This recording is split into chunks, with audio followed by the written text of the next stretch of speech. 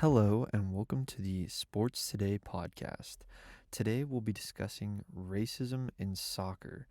In recent years, incidents of racism have been on the rise in soccer, and it's time to take a closer look at this issue.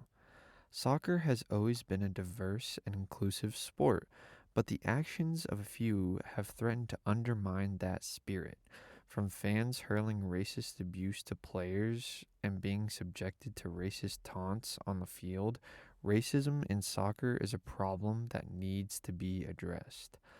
While some may dismiss these incidents as isolated occurrences, the truth is that racism in soccer is a systemic issue that affects players, fans, and the sport as a whole. The impact of these incidents is far reaching and can cause long lasting harm to the individuals affected and the broader community. So, what can be done to address this issue? The answer is education and action. Soccer organizations, teams, and fans must work together to raise awareness about racism and its impact on the sport. This includes developing and enforcing strict policies to punish individuals who engage in racist behavior. Football can start the conversation, it can highlight the issue, but it cannot change the issue. The conversation has to move on. The tangible difference being made by this act should really then move on from yes, we're taking the knee, but why are we taking the knee? Additionally, players and coaches have a vital role to play in combating racism in soccer. They can use their platform to speak out against racism and discrimination and help promote a more inclusive culture within the sport. Many players have already taken a stand against racism, including Marcus Rashford, who has been a vocal advocate for social justice both on and off the pitch.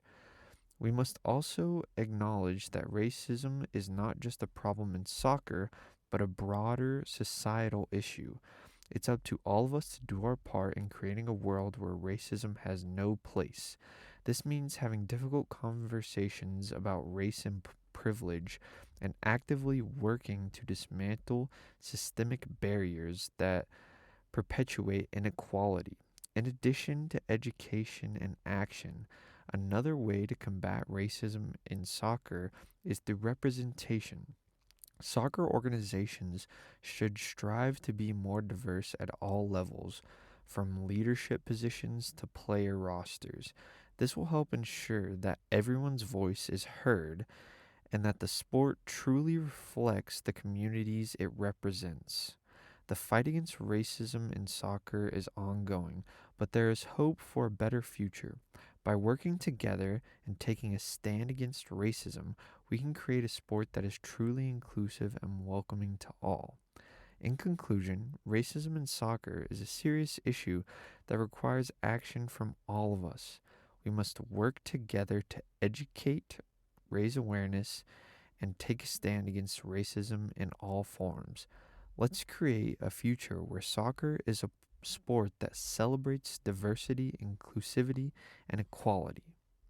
Thank you for listening to the Sports Podcast today. Be sure to tune in next time for more thought provoking discussion.